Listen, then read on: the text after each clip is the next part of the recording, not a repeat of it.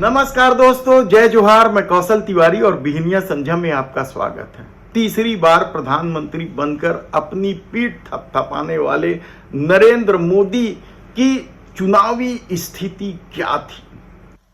क्या सचमुच सिर्फ देश के प्रधानमंत्री नरेंद्र मोदी की छवि की वजह से भारतीय जनता पार्टी को यह दिन देखना पड़ रहा है? शक्ति केंद्र पीएमओ को बनाने वाले देश के प्रधानमंत्री अब सत्ता का मोह और शक्ति केंद्र को लेकर लेक्चर देने लगे हैं। तो इसकी वजह क्या है? पहले यह लेक्चर सुन लीजिए। दोस्तों, 10 साल पहले हमारे देश में एक छवि बनी हुई थी कि पीएमओ एक शक्ति का केंद्र है, एक बहुत बड़ा पावर सेंटर है। और मैं न सत्ता के लिए पैदा हुआ हूं, न मैं शक्ति अर्जित करने के लिए सोचता हूं।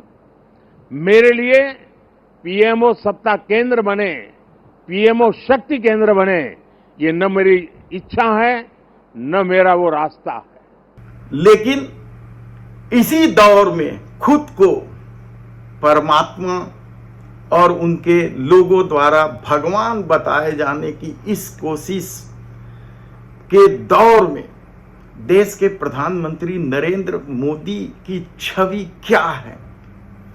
एक सूची वायरल की जा रही है, खूब वायरल हो रही है सूची। उसमें यह बताने की कोशिश हो रही है कि देश के प्रधानमंत्री नरेंद्र मोदी की हैसियत चुनावी राजनीति में क्या रह गई है। हालांकि पूरे 10 साल देश के प्रधानमंत्री नरेंद्र मोदी अब की बार मोदी सरकार ही कहते रहे, लेकिन जब अब सरकार नहीं बना पाए अपने दम पर, तब एनडीए का नारा लगाते घूम रहे हैं। तब ऐसी स्थिति में जो सूची वायरल हो रही है वह कम चौंकाने वाला नहीं है। यह सूची कांग्रेस वायरल कर रही है। भारतीय जनता पार्टी के 240 सांसद जीते हैं और कई सांसदों ने तो रिकॉर्ड भी बनाया है। चाहे शिवराज सिंह चौहान हो या देश के गृह मंत्री अमित शाह हो, सब ने अपनी जीत का अंतर जबरदस्त रूप से बढ़ाया है या बहुत बड़ा कर दिया है।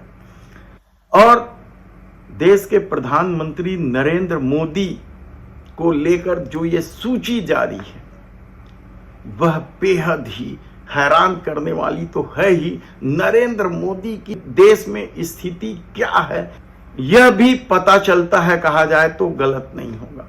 240 सांसदों में देश के प्रधानमंत्री नरेंद्र मोदी का जो नंबर है वह 116वें नंबर है। कांग्रेस इस सूची को जारी करके खूब मजा ले रही है, कहा जाए तो गलत नहीं होगा। आप सोच सकते हैं कि जो बढ़त है दूसरे नंबर के प्रत्याशी से, उसमें देश के प्रधानमंत्री नरेंद्र मोदी का नंबर 116 है, वह भी पार्टी के भीतर। सबसे पहले नंबर पर शिवराज सिंह चौहान और बहुत सारे नेताओं के नाम है। और शिवराज सिंह चौहान ने 8.5 लाख से अधिक वोटों से जीत दर्ज की है, तो गृह मंत्री अमित शाह ने भी 7.5 लाख से ज्यादा वोटों से जीत दर्ज की। और देश के प्रधानमंत्री नरेंद्र मोदी केवल 1.5 लाख वोट से जीता है, उस बनारस से जो धार्मिक नगरी कहलाती है।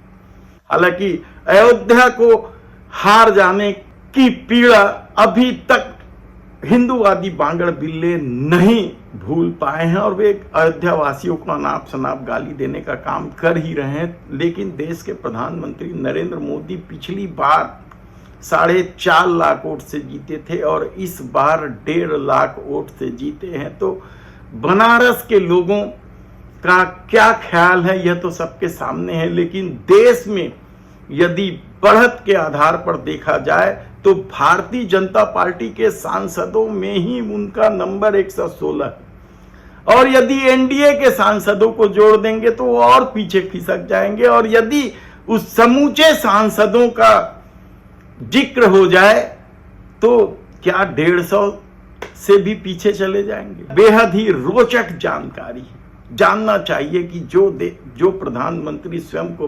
परमात्मा कहता घूमता रहा हो, उनके समर्थक उन्हें भगवान का दर्जा देते रहे हों, यहां तक कि कलयुग के भगवान माने जाने वाले जगन्नाथ स्वामी को भी नरेंद्र मोदी का भक्त बता दिया गया हो। अलग बात है कि बाद में संबित पात्रा ने माफी मांग ली, लेकिन क्या कुछ परसेप्शन नहीं गढ़ा गया था।